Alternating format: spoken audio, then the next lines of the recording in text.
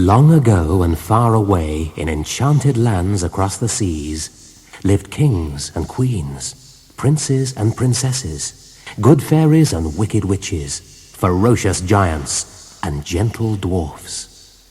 Their adventures and stories have been told for hundreds of years. Open the pages and listen to the words, and you too can join the magical world of Once Upon a Time.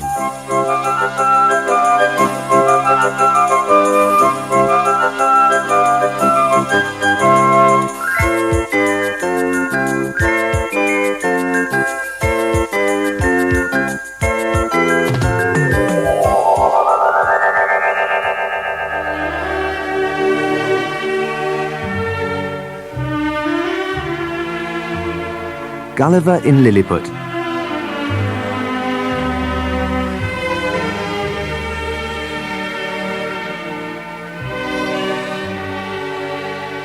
Once upon a time, there lived a handsome man called Gulliver, who was an apprentice to a doctor in London. But he also loved sea travel, and one day, the captain of a ship called the Antelope asked him if he would like to sail to the South Sea. Gulliver agreed, and at first the voyage went very well. They sailed along on the calm blue seas with fair winds behind them, until one day a violent storm began to rage. It sent huge waves lashing against the side of the ship and left the crew completely at the mercy of the waves and the powerful wind.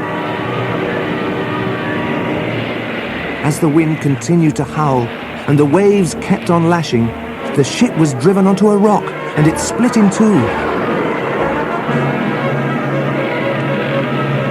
Gulliver climbed into the lifeboat with 6 of the crew, and they rowed away from the big ship with all their might. They struggled on in their little boat, battling against the storm, but eventually the little boat was dashed to pieces and only Gulliver escaped. In desperation, he swam until, luckily, he reached a shore.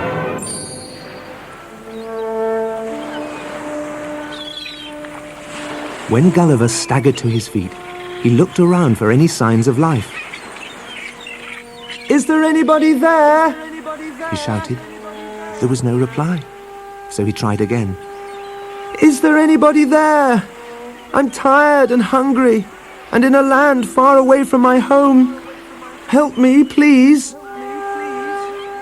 Still, there was no reply. By now, due to lack of food and his exhausting adventures, he was absolutely worn out. So he lay down on the shore and was soon fast asleep. Gulliver had the soundest sleep he had ever had in his life, and when he woke up, it was just daylight. He decided to get up and explore this strange land. But when he tried to move, he found that his arms and legs were fastened to the ground on either side. His long, thick hair was also tied down. "What is happening to me?" cried Gulliver. And as he spoke, he heard a curious murmuring noise around him, although he could see nothing at all. Then suddenly, Gulliver felt hundreds of pinpricks all over his body, and he saw a host of little arrows flying over him. At the same time, he felt a tickling sensation on his chest. And looking down, he saw the tiniest little person you could ever imagine. He was standing on a ladder, and couldn't have been more than 6 inches tall. He was dressed in purple robes, and wore a simple crown on his head. "I am the Emperor of Lilliput," said the little man. "I command you to untie this man's head, legs and arms, but make sure you chain up his feet. We don't know if he can be trusted yet," said the Emperor to his tiny subjects. Slowly, Gulliver sat up and looked around him. He was surrounded by little people, none of them more than 6 inches high, and all of them looking very worried. And as he looked further, he realized he was in a land where everything was in miniature. "In all my years of traveling on the seas, I have never seen such a fantastic place as this," said Gulliver. "Don't worry, my little friends," he added. "I will do you no harm. I came to this land by chance, as my ship was wrecked and most of the crew killed in the cruel storm." Then his curiosity got the better of him, and he picked two of the little people up. The poor little things shook with fear.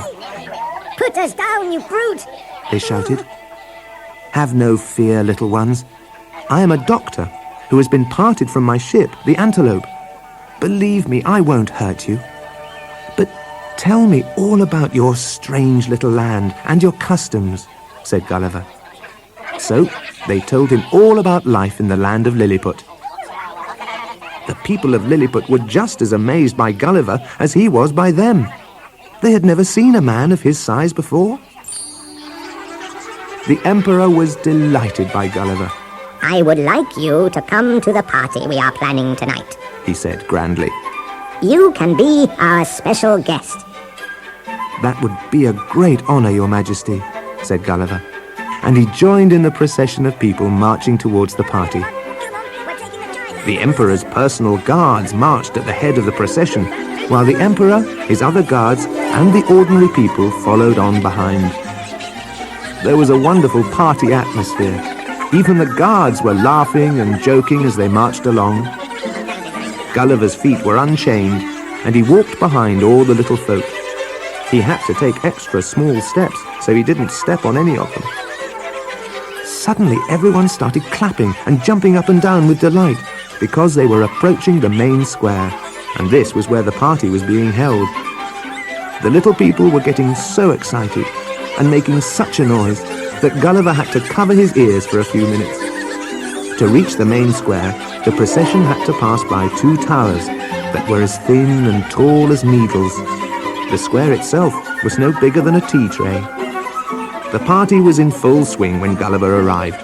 Acrobats were performing, bands were playing, and everyone was having fun. Gulliver knelt down so he had his nose on the same level as the little tightrope that had been set up for the acrobats. The thread they were balanced on was as thin as a human hair, and they were holding long pins in their hands to help them keep their balance.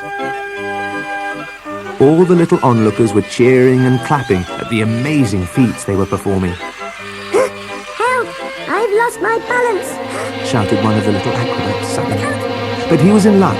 Gulliver caught him in the palm of his hand and lifted him back onto the tightrope. "Hurrah for Gulliver!" shouted the audience. "Thank you, kind giant, for saving one of our friends." Gulliver smiled at the audience.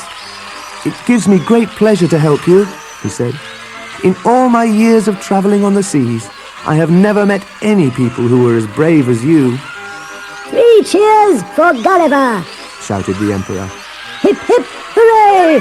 Hip hip hooray! Hip hip hooray!" It's time to turn over to side 2.